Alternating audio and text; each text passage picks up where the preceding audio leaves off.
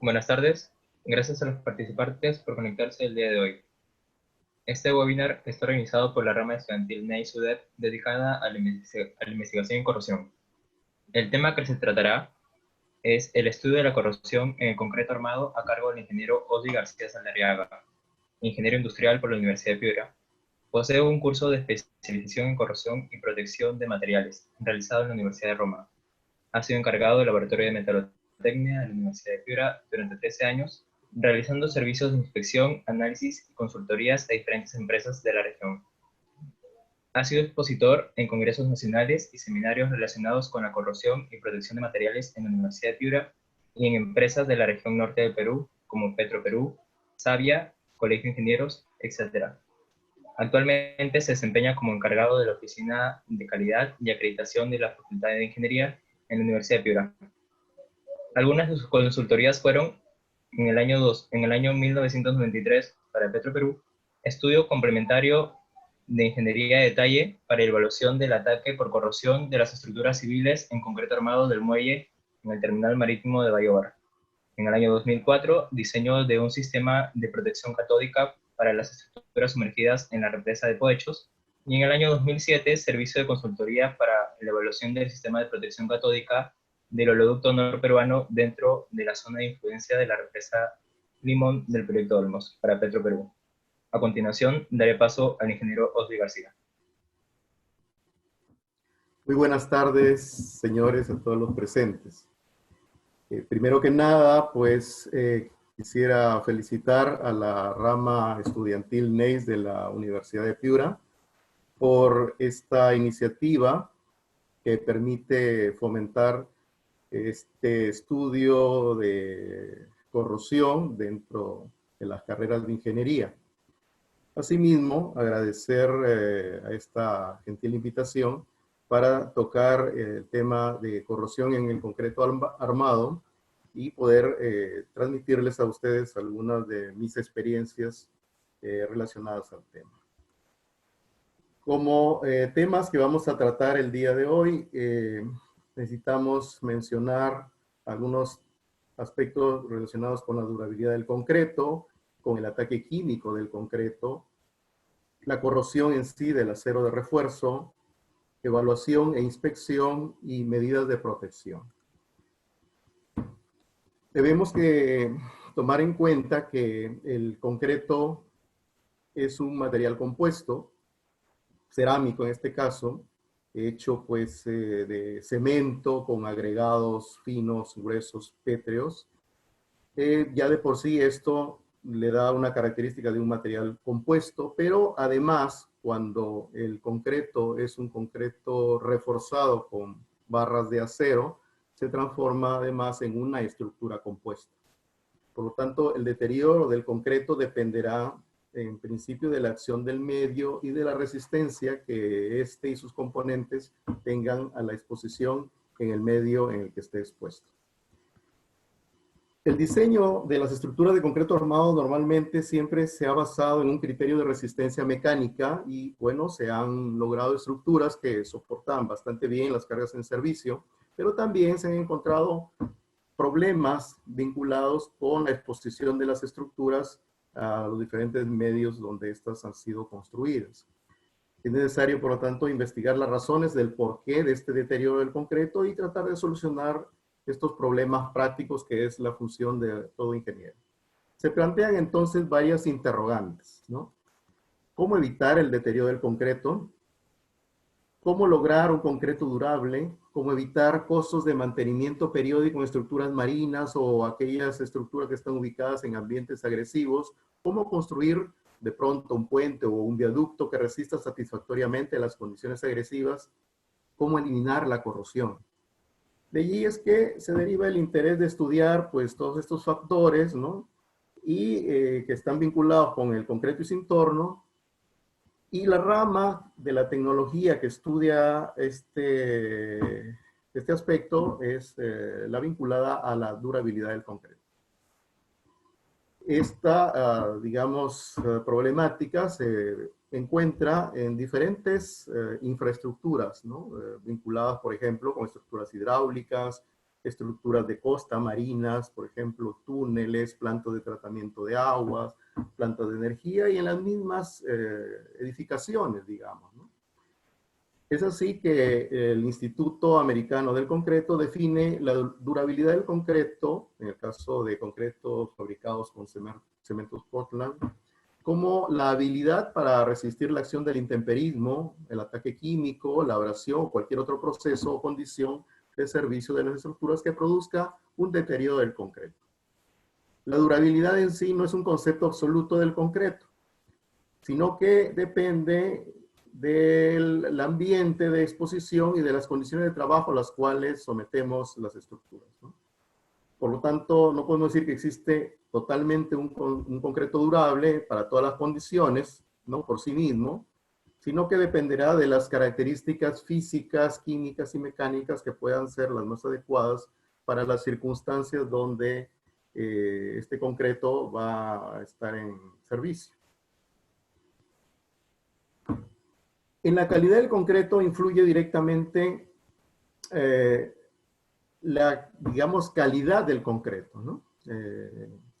Es así que el ataque químico que pueda sufrir el concreto como material es favorecido por la permeabilidad del concreto en sí, y esta permeabilidad va a depender fuertemente de la relación agua-cemento que exista en la mezcla del concreto cuando se está elaborando. De hecho, la permeabilidad es más baja cuanto mayor es el contenido de cemento o cuanto menor es el contenido de agua, digamos, ¿no? Entonces, el reducir esa relación agua-cemento reduce la porosidad del concreto e incrementa la resistencia del mismo. Generalmente, entonces, un concreto durable suele ser un concreto denso que va a controlar el ingreso de la humedad y de cualquier solución agresiva. Por lo tanto, esta permeabilidad del concreto es controlada básicamente por la pasta de cemento, pero puede ser alterada por el agrietamiento que pueda darse de esta pasta alrededor, por ejemplo, de la pasta, de la intercara entre pasta y agregado, ¿no? Hace algunos años en los Estados Unidos se hizo una evaluación a un total de 160 aproximadamente estructuras, evaluando la casuística para definir cuáles eran las causas que generaban, digamos, la falla de las mismas, ¿no? Se encontró que un 42% estaban vinculadas a, llamémoslo así, causas tecnológicas, digámoslo, escasa calidad del concreto, ataque químico, corrosión de armaduras, inadecuada protección con el concreto de escasa calidad de materiales, en fin. Un 22% se vinculaban con causas constructivas, por ejemplo, poco control en la puesta de obra, ¿no? O desconocimiento de técnicas de ejecución.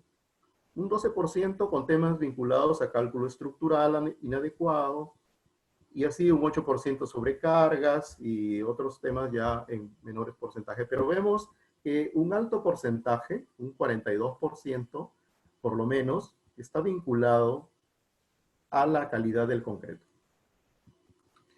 Entonces, veamos uno de estos problemas que viene a ser el ataque químico. En este caso, el ataque químico del concreto se puede definir como la corrosión química del concreto, y como resultado se ve afectada la resistencia mecánica del material, en este caso del material compuesto del concreto. ¿Por qué se ve afectado? De pronto los agregados, la pasta de cemento en sí, y en el caso que pudiera haber refuerzo, también el acero de refuerzo. El concreto ordinariamente podría no necesitar mantenimiento por tiempo, por décadas, salvo en el caso de que estuviera expuesto a ambientes fuertemente corrosivos. El ataque por químicos casi siempre ocurre cuando las sustancias químicas, están en fase acuosa, en solución, puesto que estas soluciones pueden penetrar a través del concreto, de manera, digamos, poco a poco, a través de difusión, y por tanto la producción de concretos de alta calidad y baja permeabilidad tendría que ser la primera línea de defensa contra el ataque químico. El control del agrietamiento es también importante en cuanto a medida defensiva para limitar la exposición interna del concreto y el avance de los agresivos productos químicos a través de estas grietas hacia el interior del concreto. Veamos qué factores influyen en la permeabilidad del concreto. Pues podrían ser aquellos vinculados con los materiales que constituyen o que conforman la masa en sí del concreto. Esto es el cemento, el agua, los agregados o aditivos si en el caso se estuvieran utilizando. En cuanto a los agregados, podemos decir, depende mucho las impurezas que pudieran tener, el tamaño, contenido de humedad, entre otros. También entre los factores están los métodos de preparación. Por ejemplo, el tema de la compactación de un concreto al momento de su vaciado puede influir en una segregación del material y de pronto cangrejeras y, digamos así, un mal acabado del concreto y concreto más permeable, en otras palabras, ¿no? También influye el tratamiento posterior luego del vaciado del concreto.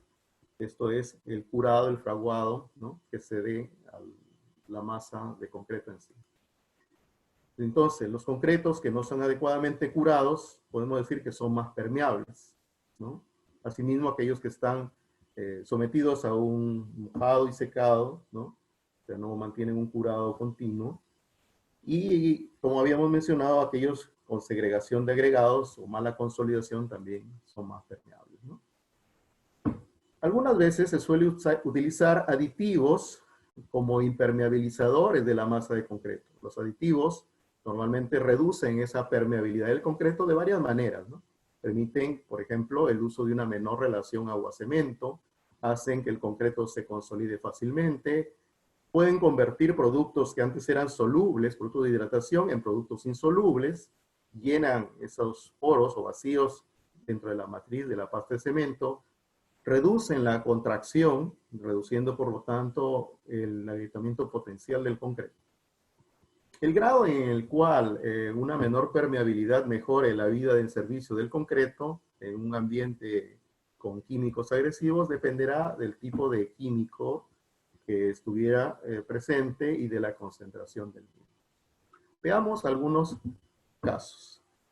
La presencia de eflorescencias y la lixiviación que puede sufrir el concreto. Las eflorescencias básicamente son manchas, por ejemplo aquí en esta imagen vemos unas manchas blanquecinas en la parte inferior de este tanque elevado. Dicho de paso, este tanque se encuentra aquí en la ciudad de Piura y hace algunos años fue sujeto a unas obras de saneamiento porque tenía un fuerte ataque en la parte exterior. Incluso aquí se puede notar agrietamiento, en otros lados se veía incluso el desprendimiento, ¿no?, de grandes tramos de concreto con exposición de la armadura incluso, ¿no?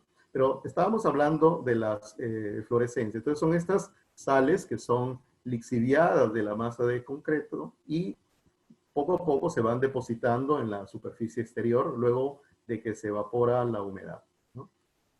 Pero no solo es que, digamos, aparecen o afloran estas sales, sino que de paso se genera un incremento de la porosidad y en consecuencia una reducción de la resistencia del concreto.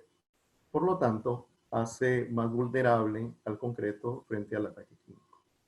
La cantidad de hidróxido de calcio, digamos, en la mezcla, favorece este proceso de lixiviación. Los cementos que tienen un alto contenido de álcalis son más propensos a este lavado o lixiviación, ¿no? Y por lo tanto más fáciles de deteriorar. También hay que decir que, por ejemplo, el contenido de sales del agua que percola a través del concreto influye en la lixiviación. Cuanto más blanda el agua, más agresiva. Es por eso que, por ejemplo, el agua de lluvia, que en principio pues no tiene sales, es un agua bastante más agresiva. En el caso, podemos mencionar el caso de las losas aligeradas en los techos de ciertas casas, ¿no?, que de pronto por esta permeabilidad del concreto permiten el paso del agua de lluvia, digamos, de la humedad, poco a poco va lixiviando el concreto y, digamos, atacándolo, el concreto va perdiendo alcalinidad, ¿no? Las sales que de pronto se van depositando, básicamente sales de calcio, de sodio, pueden también, en algunos casos, dependiendo de la procedencia de las aguas, tener algunos carbonatos, sulfatos o bicarbonatos presentes, ¿no? Podría incluso haber algunos nitratos y cloruros. ¿Cómo se reduce la lixiviación? Bueno, hay, digamos, los aditivos que habíamos mencionado que reducen la permeabilidad, que incluyen, entre otros, reductores de agua o superplastificantes, pueden ayudar porque al hacer impermeable el concreto, frenan, en todo caso, el paso de la humedad y, por lo tanto, reducen la lixiviación, ¿no? Asimismo, hay preparados, digamos, de cementos con aditivos como humo de sílice o puzolanas que también reducen la permeabilidad y en algunos casos, por ejemplo, podrían convertir el hidróxido de calcio en hidrosilicato de calcio que es insoluble y por lo tanto frenan la lixiviación porque el producto de por sí que se forma en la hidratación ya es insoluble, ¿no? Por lo tanto, cuando se espera lixiviación severa, podría ser interesante considerar, ¿no? Con, digamos, la preparación de concretos con cementos adicionados con puzolana, por ejemplo, ¿no? El ataque por sulfatos es la forma más común y difundida de ataque químico que involucra un proceso físico-químico, ¿no? Algunos sulfatos, por ejemplo, el sulfato de sodio, de potasio, de calcio, o magnesio incluso, están presentes naturalmente en el suelo o de pronto en aguas subterráneas y pueden deteriorar sin duda el concreto o las estructuras que estén en contacto con estas aguas o estos suelos, ¿no? Lo que vamos a ver es que el concreto poco a poco se va a desintegrar, ¿no? En unos tiempos, digamos, en algunos años, debido a una reacción físico-química o ambas en sí, ¿no? Cuando el concreto está en contacto con suelos secos, aunque hubieran sulfatos, en principio no se ataca. Puede, sin embargo, ocurrir una desintegración severa cuando el concreto está expuesto en aguas con sulfatos disueltos o hay una alternancia de mojado-secado de las estructuras por estas aguas con sulfatos, ¿no? Además, si hay esta condición de moja seca, podemos tener incluso concentración, ¿no? En alguna cara, digamos, de la estructura que está, digamos, expuesta a la evaporación, con una concentración de los sulfatos que pudieran haber allí, una acumulación que puede, digamos, traer como consecuencia alcanzar un nivel tal que favorece el ataque, ¿no? del sulfato y causar deterioro del concreto. Entonces, el mecanismo del ataque por sulfatos involucra algunos procesos secundarios y se ha establecido una cierta correlación con el contenido del aluminato tricalcio que puede haber en el cemento, particularmente en los cementos Portland, ¿no? Y que los hace susceptibles al ataque. En vez de destruirse disolviendo el concreto, los sulfatos reaccionan, ¿no? Formando un mineral expansivo, primero un yeso y luego una oxidación del yeso en una etapa posterior con la formación de la etringita. Vemos allí, ¿no? Que las etapas consideran primero la penetración de los sulfatos a través de la permeabilidad, la porosidad del concreto. Internamente empiezan a atacar y a formar yeso y finalmente ya el yeso de por sí es expansivo y en una tercera etapa la formación de la tringita todavía más expansiva hace que el material finalmente pierda cohesión, pierda resistencia y termine desmoronándose. Vemos ahí una imagen, una columna puede ser, y el concreto desmoronado en la parte al contacto con el suelo. La acción corrosiva por los sulfatos, por lo tanto, es una acción físico-química que se manifiesta por expansiones, genera presión interna y agrietamiento, disminuye la adherencia, pierde cohesión el material, un desmoronamiento finalmente del concreto, pérdida de la pasta de cemento, se reduce la resistencia a la compresión del concreto a través del tiempo, ¿no? El ataque, claro, dependerá del tipo de sulfato y de la solubilidad que este sulfato tenga. Es decir, cuanto más soluble, más especie es sulfato en solución y por lo tanto puede alcanzar la concentración dentro de la masa de concreto y atacar, ¿no? Por lo tanto, como dice aquí, la solubilidad del tipo de sulfato influye en la concentración, ¿no? Algunos sulfatos, por lo tanto, son más agresivos que otros. Ya sea que el mecanismo de desintegración sea químico o físico, el hecho de que haya una permeabilidad reducida mejora la resistencia a los sulfatos. Por lo tanto, nuevamente, la calidad del concreto es un factor importante que pueda, digamos, en el caso de una mala calidad, favorecer el ataque químico por sulfatos. ¿Dónde, digamos, podemos encontrar sulfatos o qué factores favorecen la corrosión por sulfatos? Pues la presencia de aguas subterráneas, las temperaturas cálidas ayudan a que el ataque se dé a mayor velocidad porque se favorece la velocidad de las reacciones. La oscilación del nivel freático, o sea, de las aguas subterráneas, el moja seca, como decíamos, favorece por la concentración que puede haber.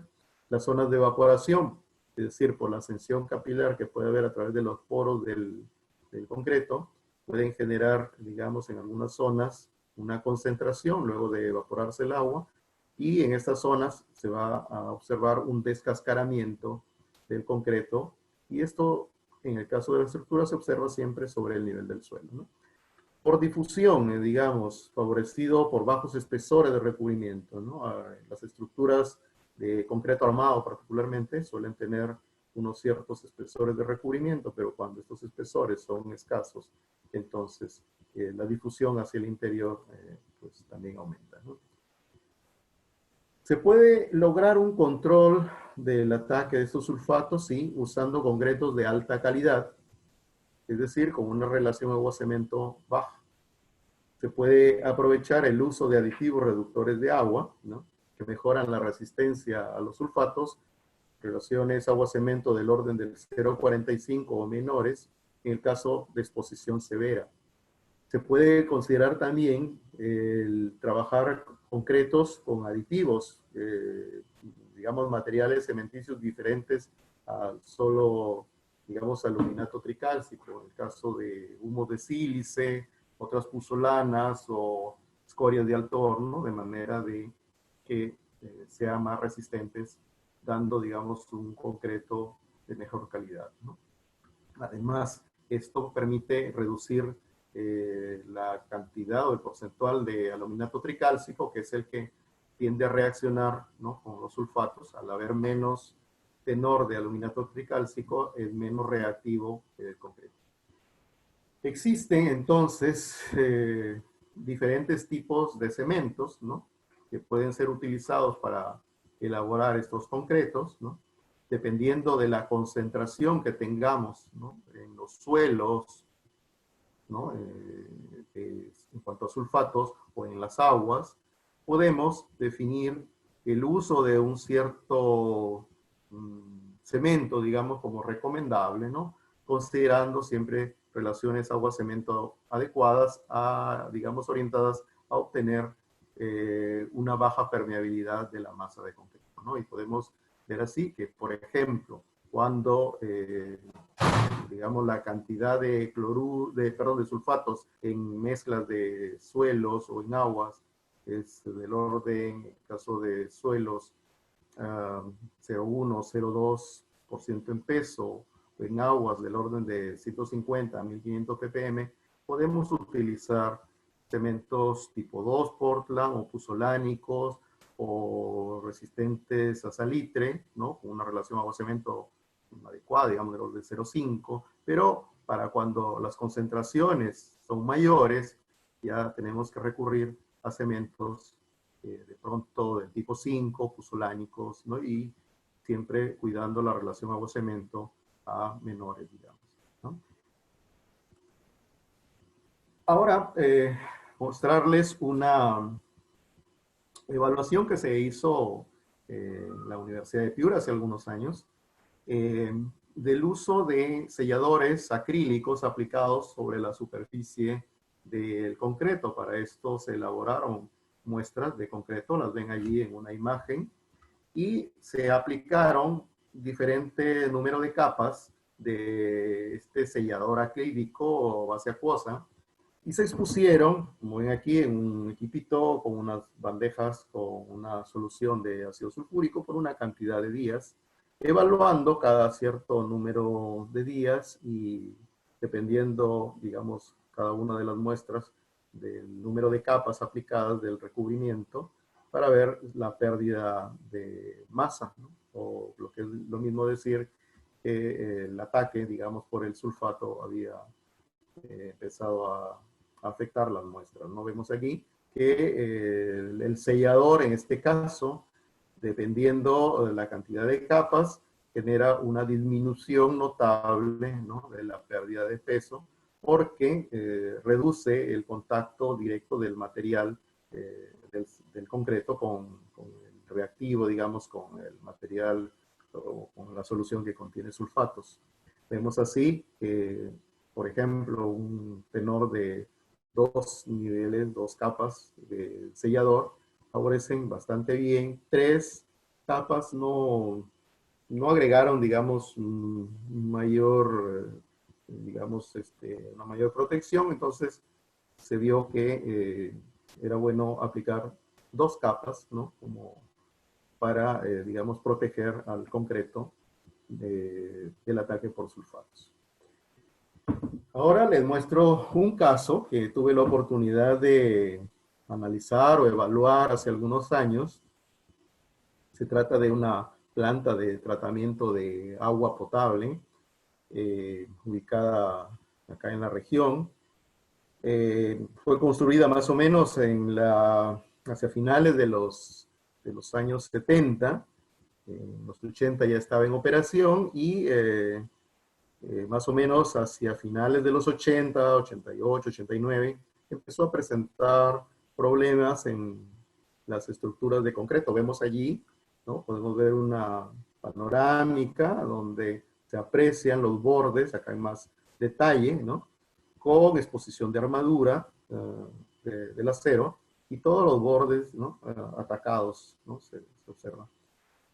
Hicimos una evaluación de las estructuras para hacer una recomendación y encontramos algo interesante. Vemos aquí en esta imagen que estoy marcando con un círculo rojo, una tonalidad celeste, celeste verdoso, y en esa zona grietas. En cambio, en la zona grisácea, color natural del concreto, no se aprecian grietas.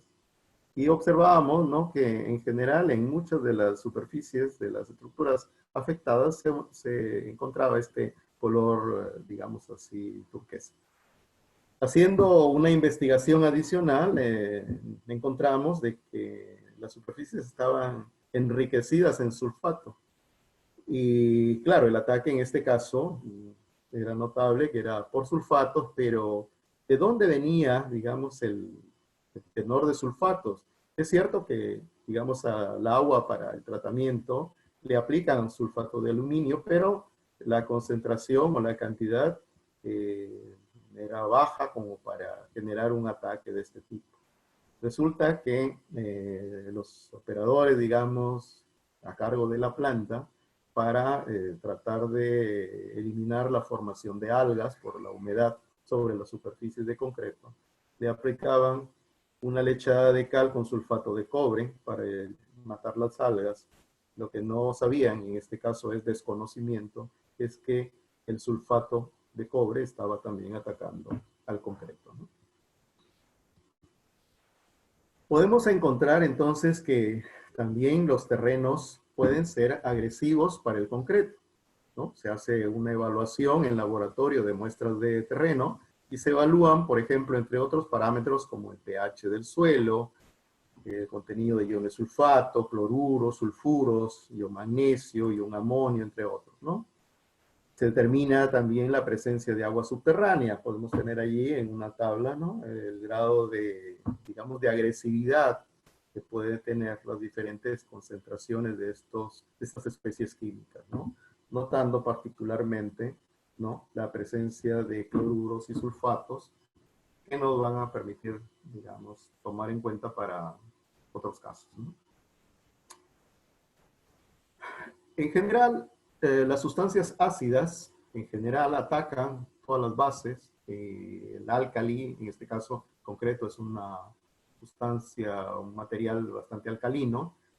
Y todas estas sustancias ácidas pueden provocar procesos de disolución que eliminan el hidróxido de calcio y o de sodio que hay presente en el concreto, ¿no?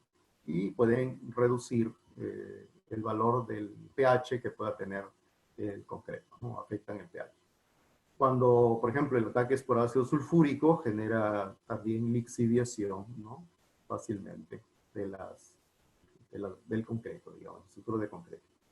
Las aguas ácidas de reducido pH con pH menores de 4 o 5 atacan fuertemente los concretos y en la práctica ningún cemento o ningún concreto hecho con cemento Portland resiste pHs inferiores a 4.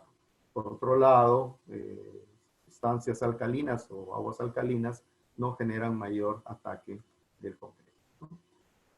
El agua de mar es otro medio natural que muchas veces entra a contacto con las estructuras de concreto. Vale decir, por ejemplo, con las patas o los pilotes que soportan un muelle, ¿no?, o un puente, por ejemplo, un viaducto que se haya construido en zonas marinas, ¿no?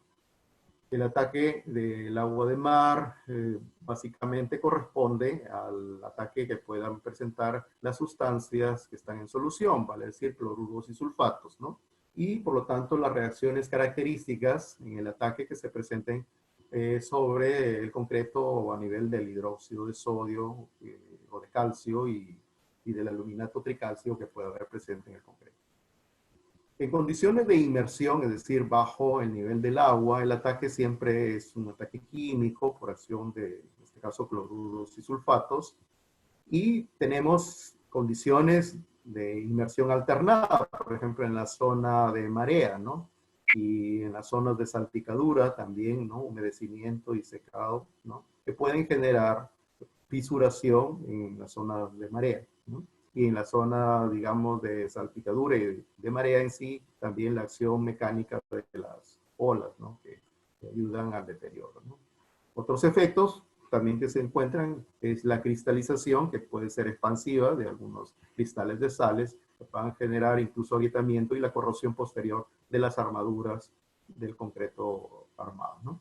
Tenemos ahí un caso de sales que ingresan a través de la porosidad del concreto y que poco a poco cristalizan en los poros y crecen, ¿no? Luego de la evaporación crecen y digamos, crecimiento va a generar unas fuerzas que pueden agrietar, digamos, el concreto, ¿no? El ingreso entonces de las sales también se puede, digamos, corregir utilizando impermeabilizadores del concreto, previniendo el ingreso de la humedad por capilaridad y posterior evaporación. Y vamos ahora a la corrosión en sí del acero de refuerzo, ¿no? Vemos aquí nuevamente estructuras marinas donde se puede observar digamos, la armadura expuesta, o esta otra, ¿no? Vemos aquí las, digamos, zonas donde está, digamos, haciéndose evidente el ataque. Podemos tener otros casos, ¿no?, deterioro del concreto, por ejemplo, en el techo, ¿no?, de una casa. Vemos aquí expuesta las armaduras en una losa aligerada. En un ejemplo tan simple como podría ser un poste de concreto armado, en una pared, ¿no?, en un muro, en, digamos, patas de soporte de un puente, ¿no? Entonces, la corrosión de las armaduras puede ser del tipo generalizado o del tipo localizado. En el caso de localizado, podemos tener incluso dos tipos, ¿no? Las picaduras y en el caso de estructuras que están bajo tensión, incluso la aparición de posibles grietas, ¿no? Lo que sería corrosión bajo tensión, ¿no? Entonces, la corrosión de las armaduras de refuerzo vendría a ser un fenómeno bastante dañino desde el punto de vista de la durabilidad, ¿no? Este fenómeno tiene un origen electroquímico. Finalmente, claro, afecta la disminución de la capacidad del concreto en cuanto a resistencia mecánica, pero también se ve afectado en sí mismo por la capacidad que pueda tener el concreto de proteger, porque digamos el concreto al recubrir al acero, de alguna manera lo protege, pero en la medida que este concreto disminuya su capacidad de protección, también afecta posteriormente a las armaduras de refuerzo. Y hemos ya mencionado, ¿no?, que la calidad del concreto y la permeabilidad que tiene este concreto pueden favorecer el ingreso normalmente de sustancias hacia el interior de la masa de concreto. Entonces, como factores o como tipo, digamos, de ataques que se ven hacia las armaduras de refuerzo, están la carbonatación y el ataque por cloruros. De hecho, es que las barras de refuerzo, cuando están expuestas a estas condiciones, vamos a tener, digamos, una pérdida de masa o de sección resistente, una reducción que puede ser bastante severa, ¿no?, y que llega incluso a convertir toda una armadura en óxido sin ninguna resistencia mecánica. Entonces decíamos que la corrosión en principio es un proceso de tipo electroquímico donde hay unas zonas que se van a atacar, zonas anódicas, hay otras zonas que no se atacan, son las zonas catódicas. Hay garantizada una conexión eléctrica a través de la armadura porque es un metal, digamos, continuo, digamos en una barra en sí, pero entre ellas además puede estar conectada porque hay amarres, ¿no?, entre ellos. Hay un contacto de tipo electrolítico a través de la masa de concreto, es decir, el concreto es un electrolito, es un muy mal electrolito, pero en la medida en que esté contaminado se vuelve mejor electrolito. En las zonas del acero donde se produce el ataque, vamos a ver reacciones de oxidación del acero, en este caso del hierro, que pasa a un estado iónico. Hay también en las zonas catódicas una reacción de reducción del oxígeno, aparición de una cierta alcalinidad en esas zonas. En general, unos productos de corrosión pueden tener también un cierto carácter expansivo que pueden favorecer el agrietamiento luego posteriormente, ¿no?, de la masa de concreto y dejar expuestas, digamos, en mayor superficie a las armaduras.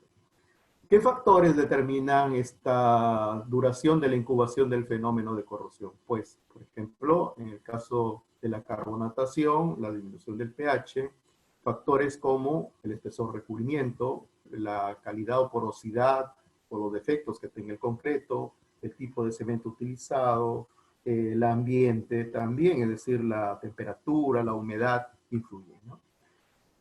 ¿Qué otras causas? En el caso de cloruros, por ejemplo, el paso o penetración de los cloruros que vienen normalmente desde el exterior hacia el interior, también podría darse que desde el momento que elaboramos la masa de concreto puedan haber cloruros presentes, digamos, adheridos como impurezas a los agregados, a la arena, a la piedra, o de pronto se utilizaron algunos aditivos que pudieran tener en su composición también cloruros. En otros casos podríamos tener exposición directa de la armadura y generarse, por ejemplo, zonas, digamos, anódicas por presencia de corrientes continuas que, digamos, influyan a formar, digamos, zonas anódicas sobre las estructuras. Vamos viendo el fenómeno de carbonatación. El acero dentro de un ambiente alcalino, este es un diagrama que se conoce como diagrama de Courbet, y el concreto básicamente es alcalino y estamos entre 12 y 13,5 más o menos de pH, digamos en esta franja. Para el acero constituye una condición de pasividad. Es decir, tenemos una barra de acero dentro de un concreto con pH alto, este acero se va a recubrir de una capa pasiva, de una capa protectiva, ¿no?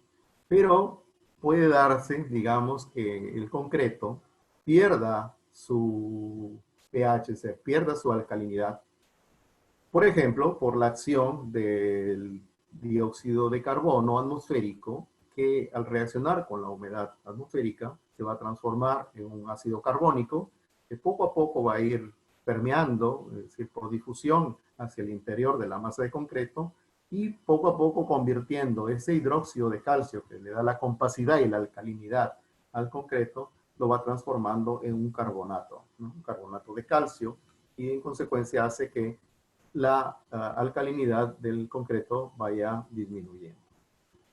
Esta pérdida de alcalinidad, es decir, reducción del pH, hace que esta franja se mueva, ¿no?, lateralmente hacia condición, digamos, del orden de 6, 8, depende del pH que se alcance, a una condición donde ya aparece, digamos, el acero, el hierro en este caso, en una condición no pasiva, sino más bien en una condición activa, y empiece a aparecer fenómenos de corrosión, ¿no?, u oxidación, en este caso del material.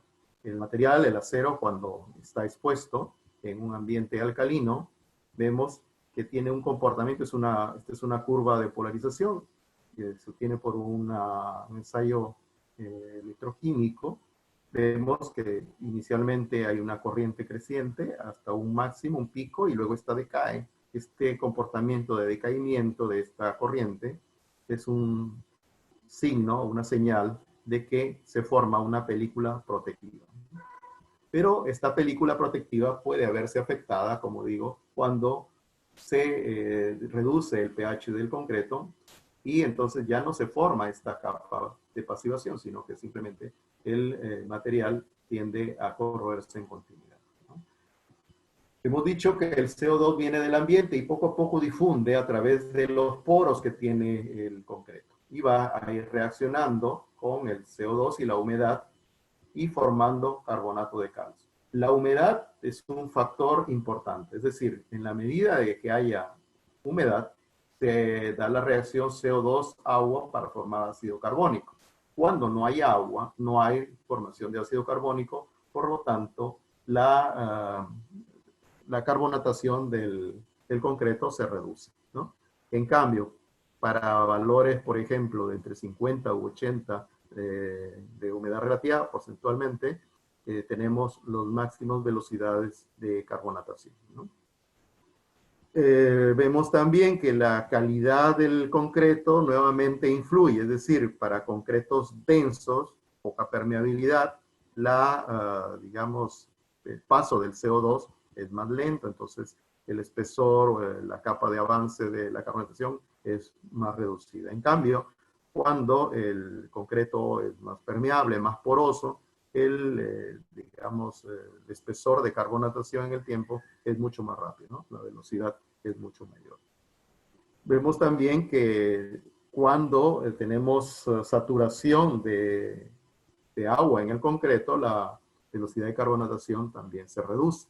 La aparición de grietas favorece el ingreso del CO2 a través de esas grietas y por lo tanto favorecen la carbonatación.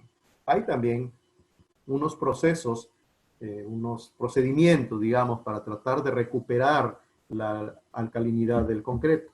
Uno de ellos es la realcalinización, una técnica electroquímica que se basa básicamente en hacer penetrar una alcalí, aparición incluso de productos alcalinos alrededor de la barra de acero, a través de un campo eléctrico, utilizando digamos, una malla como ánodo que se coloca sobre la superficie del concreto y está inmersa en una sustancia rica en álcalis, ¿no? Entonces va a hacer difundir especies, tanto las alcalinas desde la solución como la aparición, digamos, de especies alcalinas alrededor de las armaduras por procesos en este caso de electrólisis y y vamos a ir subiendo el nivel del pH alrededor de la armadura, que es lo que nos interesa, ¿no?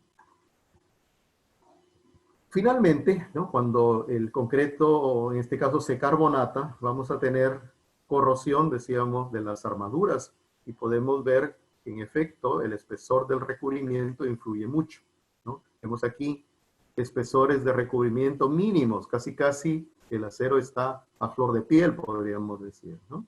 En el caso de losas aligeradas, de las viguetas de los techos aligerados, ¿no? Estos digamos, procesos de corrosión pueden afectar las viguetas y provocar incluso el desplome de un techo.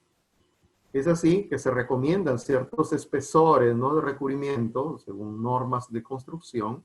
En el caso del ASI 318, ¿no?, dependiendo ambientes agresivos, muchos mayores espesores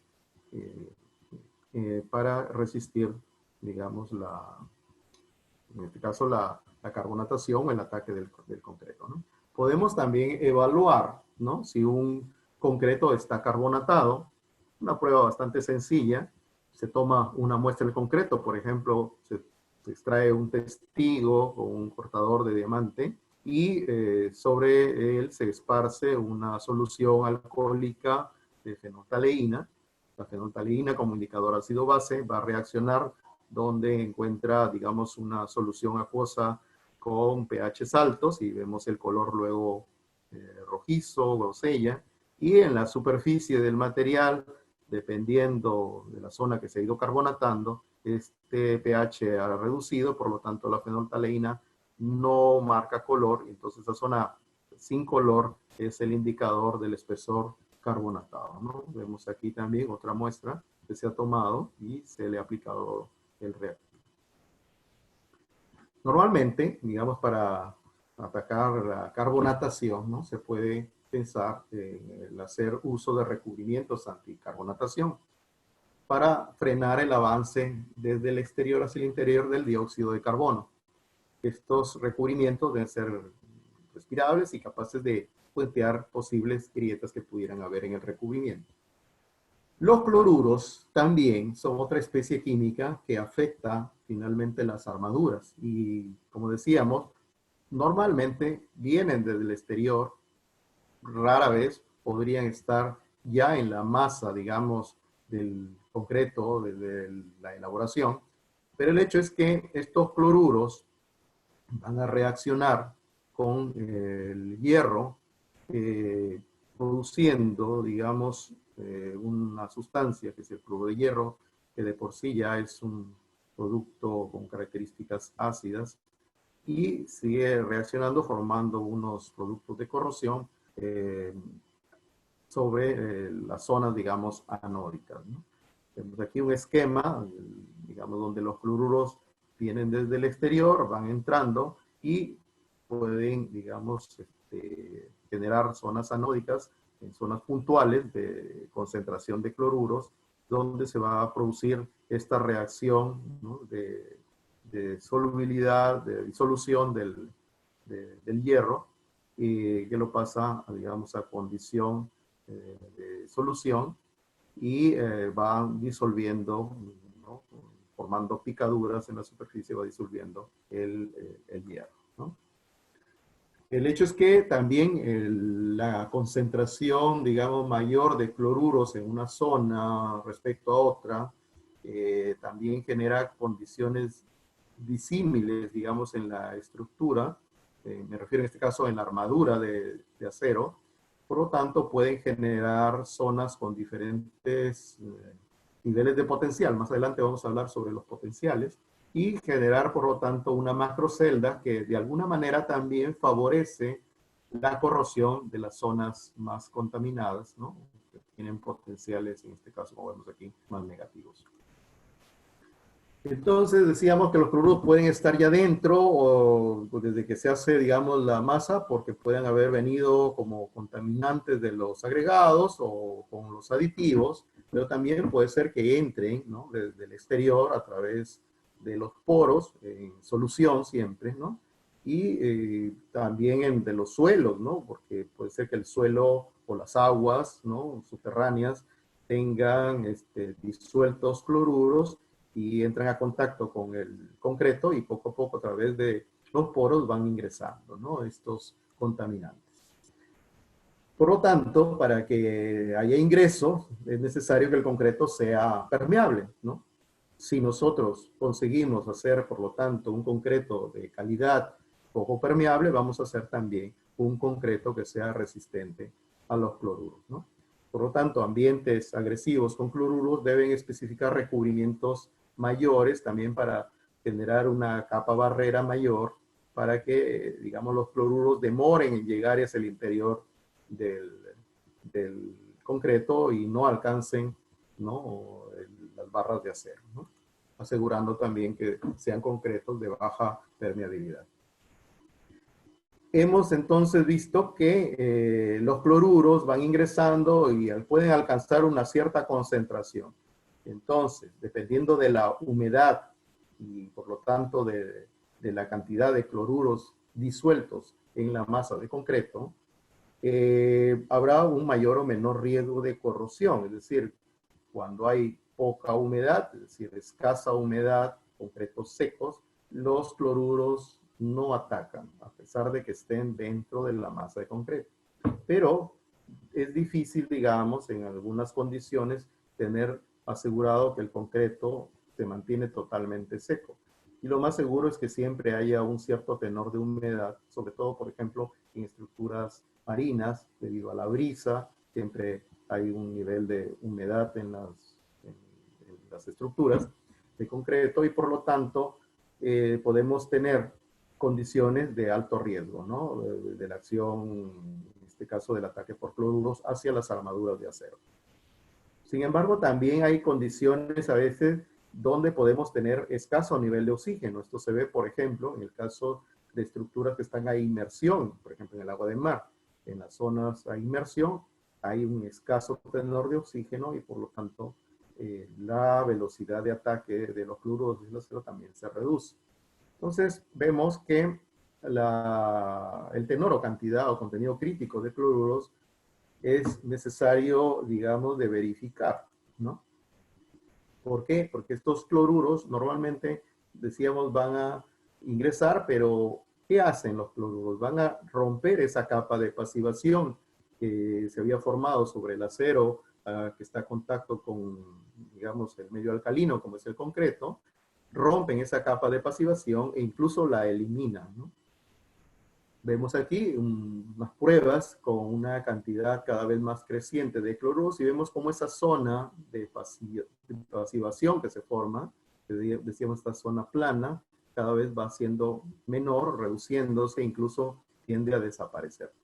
Y este ataque ácido es ácido, es autoestimulante, genera picaduras, pero también podría generar corrosión bajo tensión y agrietamiento, ¿no? Entonces, esta cantidad de cloruros en el concreto se puede analizar, se puede medir, ¿no? Hay equipos de laboratorio para medir la cantidad de cloruros en masa de concreto. Claro, se hace una extracción de esos cloruros, ¿no?, y se puede medir cuánto es ese tenor. Hay diferentes, digamos, normativas o límites máximos permisibles según normas de diferentes países, ¿no?, sobre los tenores máximos de cloruros referidos porcentualmente al peso de cemento de la masa de concreto. Como vemos, todos están del orden de 0,15, 0,20, 0,30, ¿no? Y eventualmente unos un poco mayores, pero depende, digamos, de la condición de exposición finalmente, ¿no? En el caso de Perú, vemos que la norma peruana 0,60 define, ¿no?, los tenores máximos permisibles dependiendo de la condición de exposición. Vemos un concreto en condiciones, digamos, concreto seco, protegido de humedad, puede tener un máximo de 0,30, pero un concreto armado expuesto a acción de cloruros, estamos hablando de 0,10%, ¿no? Y si es pretensado, con mayor razón, para evitar el agrietamiento por corrosión bajo tensión. Es necesario muchas veces llevar a cabo la inspección de las estructuras, ¿no? Como toda estructura, digamos, en el caso requiera labores de mantenimiento, hay que hacer una inspección, hay que hacer una inspección previa, documentar adecuadamente, digamos, la estructura, ¿no? Para ver de qué estructura se trata, condición de exposición, etcétera, ¿no? Prever medios auxiliares de pronto para llegar, como podrían ser estos andamios, ¿no? En una estructura elevada, para llevar a cabo un plan de trabajo, ¿no? Un plan de muestreo, ver qué ensayos se van a realizar. Es muy deseable contar, por ejemplo, con los planos, ¿no? de las estructuras para poder elaborar esquemas, zonas de muestreo, ¿no? Definir qué reactivos e instrumentos se requieren para hacer esta inspección más a profundidad, ¿no? De hecho, una de las mediciones que se pueden llevar a cabo es la velocidad de corrosión de las armaduras, ¿no? Existen equipos, como los que vemos allí en las imágenes, que nos permiten medir la velocidad de corrosión de las armaduras en un determinado punto de la estructura, ¿no? Haciendo uso de técnicas electroquímicas. Tenemos allí un esquema, normalmente el equipo lanza digamos, un flujo de corriente, ¿no? Y se cierra esta corriente a través del electrolito y se controla, digamos, la longitud o la superficie involucrada a través de un anillo, digamos, un electrodo que maneja un cierto campo eléctrico para concentrar las líneas de corriente y un electrodo de referencia, ¿no? Mantiene entonces tres electrodos, ¿no? Un electrodo de referencia, un contraelectrodo y el electrodo de trabajo que vendría a ser las varillas de acero. Es un esquema más o menos del mismo sistema, ¿no? Otro caso es desde el momento que se están construyendo las obras en concreto armado, dejar instaladas sondas o electrodos de medida, ¿no? Que luego van a permitir monitorear las estructuras en el tiempo, ¿no? Así podemos determinar la velocidad de corrosión, ¿no? Y definir si la corrosión es alta o es moderada, ¿no? O es baja, dependiendo de la velocidad que se pueda medir, ¿no? Otra medida, digamos, que se utiliza mucho es la medida de potencial electroquímico. Vemos allí el uso de un equipo que con un electrodo de referencia de cobre, sulfato de cobre, nos permite medir el potencial que adquiere el metal, en este caso la armadura, en el electrolito, que en este caso es el concreto, medido en base a un electrodo de cobre, sulfato de cobre. Hay que tomar en cuenta ciertas consideraciones, por ejemplo, que el concreto no esté desprendido o que tenga, digamos, vacíos, porque esas zonas generan una alta caída óhmica y vamos a tener lecturas falseadas. Podemos también tener, digamos, equipos como este que tiene multisensores que permiten recabar varias medidas en simultáneo y luego nos va a permitir trazar estos diagramas, estos mapas de potenciales de la superficie, ¿no? Hay que interpretar, sin embargo, esos valores de potenciales que se miden, ¿no? Tenemos aquí algunas indicaciones, ¿no? De manera esquemática, pero podemos también en cierto, digamos, manera de tabla, ¿no? Ver que ciertos valores nos indican corrosión, ¿no? Por ejemplo, en este caso, entre menos 0,2, perdón, y 0,6 negativo, el potencial medido. Si hay presencia de cloruros y alta humedad, pues está definiendo que está en una condición de corrosión localizada alta, ¿no? En el caso de, digamos, concreto carbonatado, seco, con potenciales entre más 0,20 y menos 0,50, podemos decir que el riesgo de ataque es bajo y así, ¿no? Hay, de hecho, una norma, la STMC 876, que nos define estos rangos, ¿no? Sin embargo, a pesar de ser una norma, digamos, muy utilizada, muy recomendada, también hay que tomar unas ciertas consideraciones, ¿no? Un estudio que hice hace unos años, por ejemplo, con muestras sumergidas y expuestas a la atmósfera de diferentes de concretos hechos con diferente, digamos, composición, vimos que los potenciales, por ejemplo en este, ¿no? Potencial del orden de menos 800 milivoltios respecto a un electrodo de plata que cubre plata, y podríamos decir, ¿qué pasa, no? Con este material, este acero, tiene protección catódica, pero no. Sin embargo, el nivel bajo de potencial, que de acuerdo a la C876 podría indicar corrosión, sin embargo, aquí no lo hay, justamente por ausencia de oxígeno, ¿no? Entonces, lo que digamos, profesor suizo mostraba en un congreso hace algunos años, es que, digamos, la calidad del concreto influye en estos niveles a los cuales hay que considerar actividad corrosiva. Por lo tanto, cuando se hacen estas mediciones, hay que hacer como un setup previo, ¿no? Requiere de todas maneras descubrir en algunas zonas que se tiene cierta inquietud o sospecha para verificar si en efecto hay actividad corrosiva o no la hay. Y en función a eso ir, digamos, para nuestra estructura haciendo un setup de los valores cuando sí y cuando no hay ataque corrosivo. Con estas mediciones podemos luego fabricar o construir estas curvas de equipotenciales que nos van a permitir luego metrar, ¿no? Y definir zonas de ataque. Un caso que estudiamos algunos años atrás con un tesista aquí en la Universidad de Piura fue el de los postes de concreto armados centrifugados, ¿no? Que se utilizan mucho para, digamos, distribución de energía eléctrica.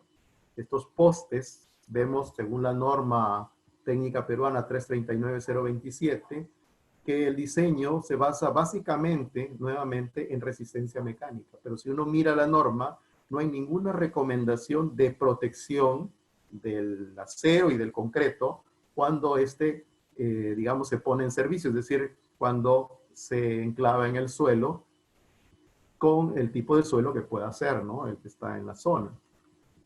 Se dieron unas zonas aquí en Piura donde fueron, digamos, evaluados en una urbanización, una cantidad de postes. Vemos ahí una muestra de 4, por ejemplo, que tienen agrietamiento, ¿no? Con un espesor de, digamos, de recubrimiento indicado, y con ellos se hicieron medidas de potencial, etcétera, ¿no? Se graficaron, como ven ahí.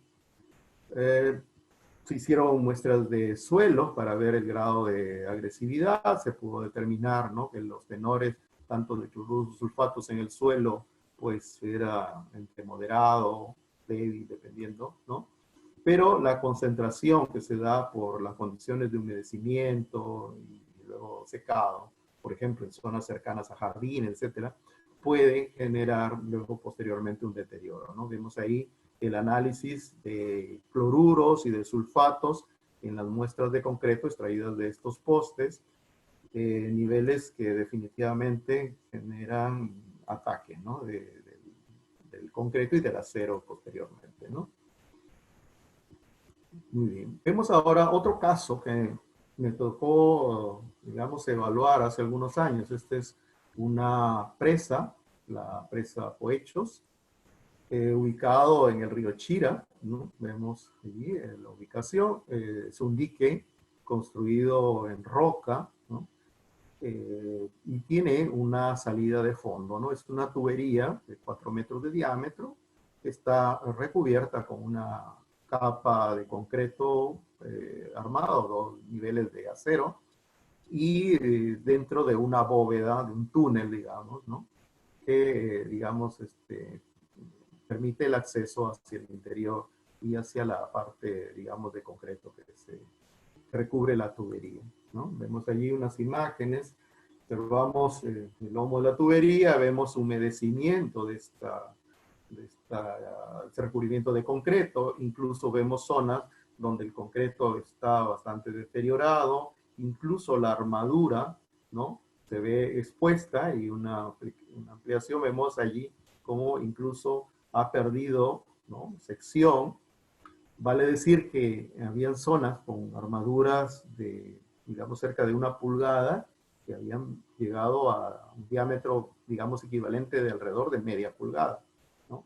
Se había reducido notablemente el espesor o el diámetro de las varillas de acero, ¿no? Habíamos tomado en algún momento muestras de concreto y de aguas y observamos porcentajes, ven allí, de cloruros en concreto sobre los niveles críticos que ya habíamos mencionado. Y lo mismo, digamos, el pH, sin embargo, mostraba que el concreto no estaba carbonatado. Sin embargo, también en el agua que había en el interior de la bóveda del túnel, podemos decir que tenía unos altos niveles de concentración en cloruros. Y como decía, esta presa está en el río, donde el agua del río es un agua dulce, ¿no? Con un contenido de cloruros bajísimo. Sin embargo, en diferentes muestras que hicimos del agua del interior del túnel, vemos siempre niveles altos de cloruros, ¿no?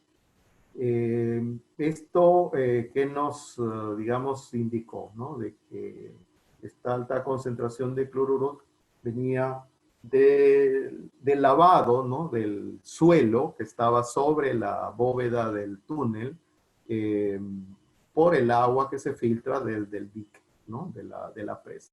Vemos allí una zona que se estaba haciendo, digamos, de las mediciones de potencial, que nos permitieron luego trazar estas curvas equipotenciales, ¿no? Para ubicar las zonas de riesgo de corrosión, ¿no? Que, digamos, incluso habían zonas donde no se notaba que hubiera deterioro, pero al hacer las mediciones y luego de pronto hacer algún descubrimiento de la armadura, se veía que en efecto ya empezaba, digamos, a notarse óxido sobre la superficie del acero, ¿no? Otras estructuras que he tenido, digamos, posibilidad de estudiar y de evaluar son este muelle, ¿no? Un muelle de 200 metros de largo, 20 de ancho, utilizado para descarga de pesca, pero también para atracar navíos mayores, digamos. Vemos cómo la superficie del concreto se encuentra deteriorado, con armadura expuesta, ¿no? Hay zonas que se han, digamos, salido totalmente, ¿no? Placas de concreto. Se ven aquí agrietamientos y humedecimiento. Y en la parte inferior de la losa del muelle también, ¿no? El acero que está expuesto, ¿no? Se hizo en ese caso toda una evaluación, recomendación para hacer obras de saneamiento y reparación de ese muelle, ¿no? Lo mismo, un terminal también para carga de productos líquidos, de combustibles, que también mostraba, ¿no? Después de más o menos unos 15 años de construido, serios, digamos, ataques por corrosión en las partes de concreto, estas estructuras que se ven aquí, ¿no? Incluso con armadura expuesta, ¿no? En diferentes extensiones. También se hizo toda una evaluación, mediciones de potenciales, determinación de la cantidad de, digamos, de superficies que se tenían que reparar para luego hacer todo un procedimiento de reparación, ¿no? Que en el caso tomó poco más de un año el terminarlo, ¿no? En cuanto a protección contra la corrosión, pues podemos hacer una protección directa sobre la armadura, ¿no? Del tipo recubrimientos poliméricos, tipo epóxicos, por ejemplo, recubrimientos metálicos, o incluso activos, protección de tipo catódica, o protección indirecta, recubriendo el concreto, en algunos casos con selladores, por ejemplo, o aplicando dentro de la masa del concreto sustancias químicas inhibidoras, o como ya mencionamos, el procedimiento de realcalinización en el caso de carbonatación, ¿no? Vemos estructuras marinas, ¿no? Costeras, que van a estar expuestas a un ambiente húmedo y por la brisa con altos contenidos de cloruros. Se recomienda, por ejemplo, utilizar acero recubierto de zinc como medida de protección. De hecho, el zinc de alguna manera funge allí como también ánodo de sacrificio y por lo tanto sería como protección catódica, ¿no? El uso de inhibidores, ¿no? Productos químicos que se adicionan en pequeñas concentraciones, pero que van a disminuir la velocidad de corrosión, en este caso del acero, dentro del concreto cuando este está contaminado. Entonces, siempre hay que evaluar si es que la inhibición, en este caso la cantidad de inhibidor que se utilice y su precio resulta rentable, digámoslo así, ¿no? Y eso dependerá de la importancia que se tenga, digamos, de la importancia de la estructura que intentamos proteger. En principio, el inhibidor tiene una acción retardadora de la velocidad de corrosión, porque se puede, en algunos casos, absorber una capa delgada de inhibidor y formando, digamos, una barrera entre el metal y el medio. Puede formar, en otros casos, una capa pasivante. Puede llegar a convertir, digamos, unos productos de corrosión sobre la superficie, ¿no? Un proceso de conversión química y estos proteger el material, el metálico en este caso, o modificar el medio, ¿no? También podría darse el caso, pero para el caso del concreto, los inhibidores se, digamos, trabajan básicamente en los tres primeros casos, ¿no? Uno de ellos es el nitrito de calcio. Los inhibidores normalmente que gozan mayor aceptación por eficacia y compatibilidad con el hormigón son los nitritos, ¿no? En especial estos nitritos de calcio. Reaccionan con los iones ferrosos y forman una capa de óxido férrico, ¿no? Pero claro, en este proceso también estos inhibidores son aniónicos, se van consumiendo, ¿no? Y funcionan y son adecuados cuando, digamos, los concretos están en contacto con cloruros, húmedos y con cloruros, ¿no? Una comparación de la velocidad de corrosión en unas muestras con y sin adición de nitrito de calcio muestra evidentemente cómo la adición de nitrito reduce, ¿no? La acción de los cloruros cuando estos están presentes en el concreto, ¿no? Otra gráfica de comparación dependiendo de la cantidad o de la presencia de cloruros y de la presencia de nitritos de sodio en este caso, ¿no? Vemos que en el caso de, por ejemplo, estructuras carbonatadas, la acción del nitrito hace que la velocidad o intensidad de corrosión en este caso sea menor que cuando, digamos, hay presencia de cloruros. Hicimos también una evaluación en la universidad de un inhibidor a base de aminoalcoholes que tienden a formar una capa molecular sobre el metal. Hicimos la elaboración de las masas de concreto con este aditivo, ¿no? Que es utilizado normalmente en concreto reforzado como aditivo. La evaluación muestra, ¿no? Que en efecto este producto, Zika en este caso, sí cumplía, digamos, con su función de reducir la velocidad, ¿no? En el tiempo. Vemos aquí las probetas y el equipo que utilizamos para medir esa velocidad de corrosión por técnica de resistencia polarización lineal, ¿no? Demuestra en este caso que un 3% en peso de cemento de la adición de este aditivo sí reduce, digamos, la velocidad de corrosión notablemente y que digamos, el inhibidor muestra una significativa resistencia a la iniciación a la corrosión por picaduras en presencia de cloruros, ¿no? Sin embargo, también, como decía, hay que ver que sea rentable y se evalúa en este caso dependiendo del costo y vemos que con un 3% del aditivo en peso, vemos como casi el precio de un metro cúbico de concreto se eleva casi el doble, ¿no? Y entonces, respecto a un concreto que no tiene aditivo. Entonces hay que verlo, ¿no? Con un 4%, digamos, un incremento, digamos, mayor y así, ¿no? Pero hay que evaluar entonces, digamos, económicamente si conviene o no el uso, ¿no? El uso de selladores también para evitar la penetración de cloruros. Vemos definitivamente que los cloruros se pueden frenar en su ingreso aplicando selladores acrílicos, y hemos hecho algún análisis, una evaluación en muestras de concreto aplicando recubrimiento de estos selladores acrílicos, y vemos cómo a diferente profundidad, ¿no? Para diferente número de capas del sellador aplicado sobre el concreto, en efecto se reduce el ingreso de los cloruros, ¿no?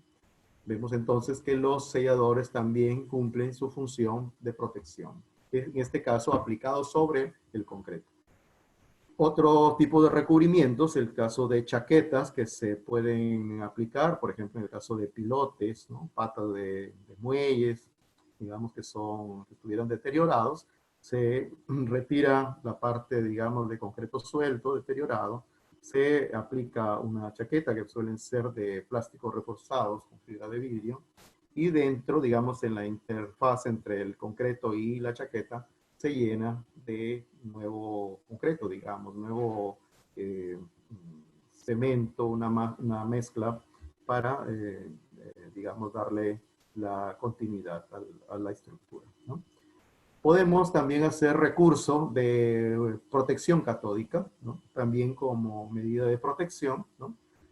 Aplicando ánodos, sea de sacrificio o sistemas de corriente impresa, ¿no? Con ánodos, en este caso, dispersores de óxido de MMO, ¿no? De óxido de titanio, que van fijados a través de unos sujetadores plásticos, ¿no?